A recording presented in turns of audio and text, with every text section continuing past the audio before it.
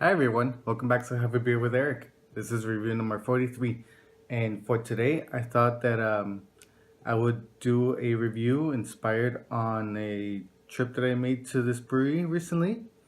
I was at Modern Times last week on Friday, and I had a couple of flights, and during my second flight, when I was choosing my beers, I saw the menu, and usually when you go to a brewery that does a lot of like small releases, small batches, like very limited stuff, you try to try all those things and you just kind of forget about their core beers.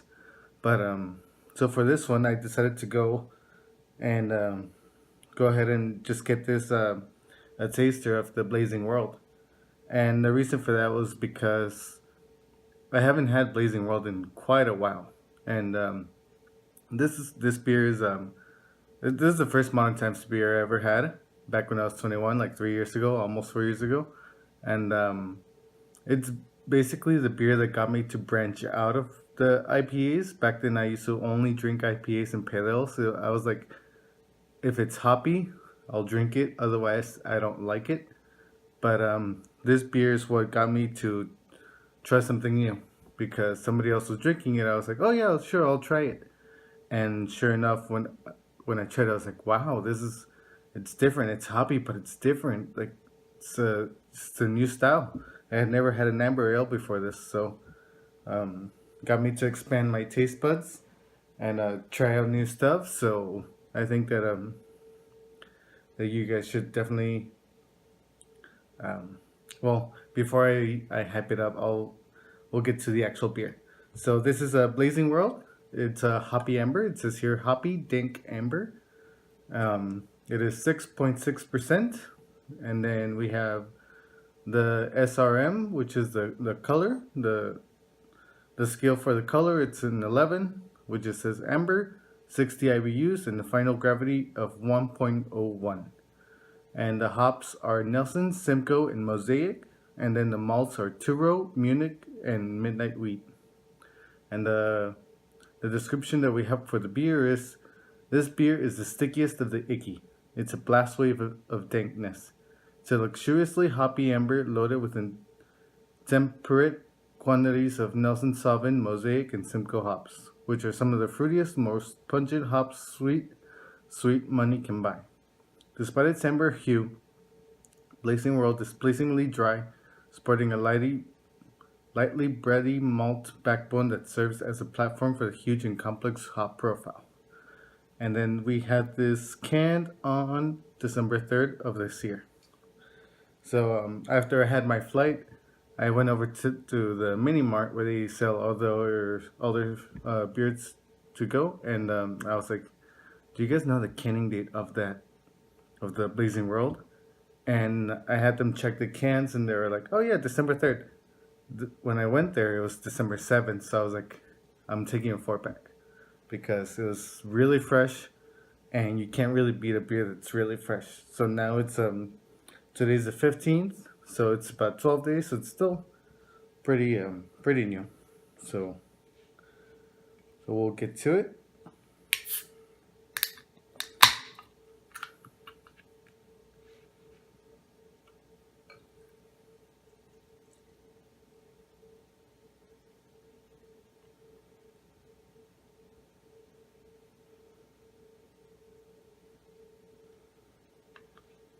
So as you can see, it is an amber ale, so it is darker in color than an IPA or a pale ale. But so let's see what we get on the nose.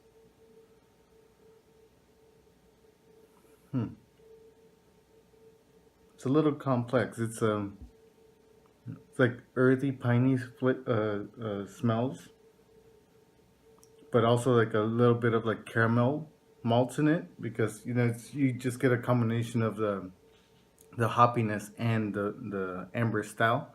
It's really a clash of two different styles. I mean, at first I thought it was kind of like a multi IPA, but multi IPAs usually kind of suck. But this one was good, so it's actually a hoppy amber. So you get a little bit of the hops, and you also get some of the malts in there. So it smells kind of sweet, but also kind of hoppy, like dink, so you get a bit of both. So it's pretty nice. And with that said, we'll just dive in right now. Cheers.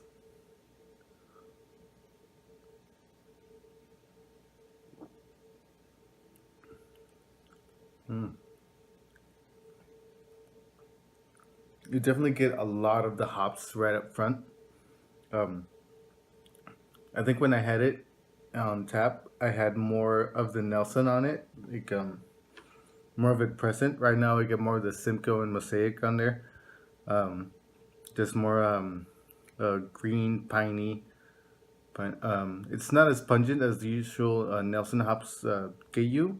And if you guys don't know, Nelson hops are usually brought out once a year, and they um, they give you a nice dank, very hoppy, very bitter, kind of fruity flavor to your beer, to your IPAs, and they come from Australia and New Zealand, or maybe just New Zealand, and it's usually pretty hard to get. It's become a very expensive hop, but Modern Times is always able to get their hands on a pretty good amount of Nelson hops, and I heard that they even distribute some to the smaller breweries here in San Diego, which is pretty cool of them.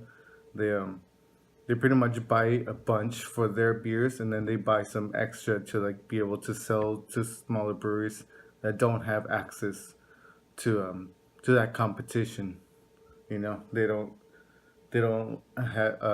carry their weight to be able to buy those hops. So Modern Times buys them and helps out the smaller breweries here in San Diego like that. So that's pretty cool of them. I love Modern Times. They're a great brewery.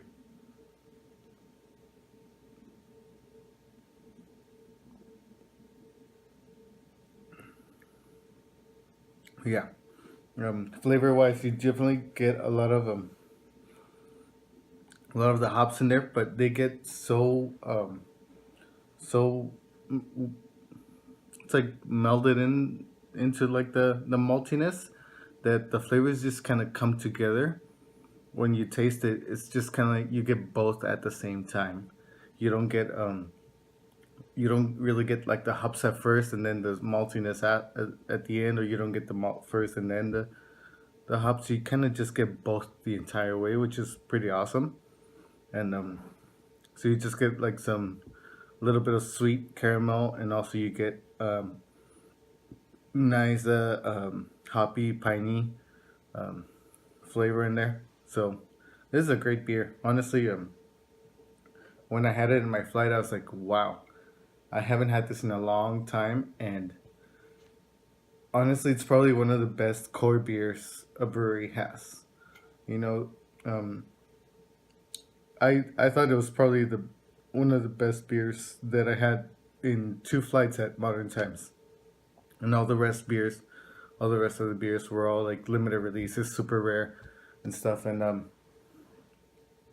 it's just crazy how like one beer that it's like a core beer that you're just kind of used to it, it stands out over the rest. And this beer was actually hoppier than the IPAs that I had there.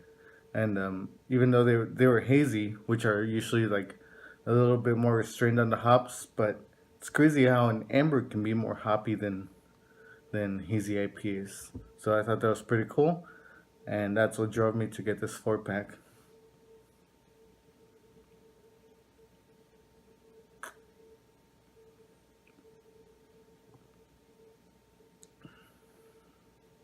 Yeah, definitely a great beer.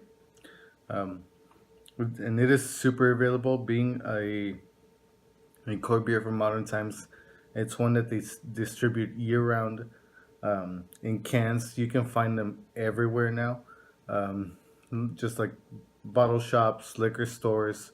You can find them at like your local, just like your local market, like supermarkets. You can find them here in San Diego at Henry's, Ralph's, Vaughn's, um, Barron's Market. All those stores. Everybody carries Modern Times core beers, and even when they instead of distributing all four core beers, this is the one that's consistently everywhere because it is that good. It is I think I don't think I know anybody from my friends that I go to breweries pretty often that does not like Blazing World because it is honestly a great beer. And yeah, I was actually there at Modern Times today, just to meet up with a friend, and I had a flight, and my friend had a half pour of a beer, of a stout, and we had a good time. It was actually pretty packed, and it was around like 4 o'clock, and it's nice to see that they get a lot of business. We're probably one of, I mean, I think they're my favorite brewery in San Diego. Not gonna lie, and they just keep making so much good beer. It's awesome.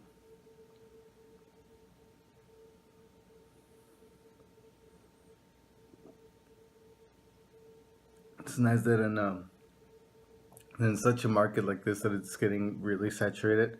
That we have a brewery such as this that keeps making such good beers. So, and speaking of saturated market, we've had news of a couple of breweries that have been struggling. One of them being Benchmark, which is this the one that I have their glass, and then the other one is Council, which so today is Saturday, and today was actually their last day. They're already closed today. It's sad because I've been there for like 4 or 5 times. I went there on Wednesday, to go for my last time, and I had a good time with my friend. Nice to revisit some of the beers, and it was pretty packed too. It's just sad to see a brewery that has been around for like 6.5 years go, but I heard that their expansion was a make it or break it kind of thing, and they ended up breaking them. I think, unfortunately, just because you make good beer doesn't mean that you'll always be successful. It's also business, so you need to know how to handle a business as well. And so it's sad to see them go. Luckily, Benchmark has been able to pull through. They were having issues, but they just announced that they're able to renew their lease. They had a deal with their landlord, so they're here to stay, luckily. And a lot of bars around San Diego showed a lot of support for Benchmark. They all bought a bunch of their kegs to start pouring this week, and it was pretty awesome. So we'll just wrap it up. So I think this beer, when I had it at the tasting room, I gave it a 5. Um, I think right now I give it like around a 4.5. I don't know. I might have just been like crazily amazed by it when I hit it on tap. I was like just like wow. It was like a wow factor when it was on tap, but I think right now I give it more like a 4.5 now that I have more time to analyze it when I'm not drinking other beers right next to it. So yeah, I think I'll just leave it at 4.5 for now. But yeah, I think until then I'll just see you guys next week, and I'll see if I can get a treat for kind of like a Christmas review. We'll see about that. But until then, cheers, guys.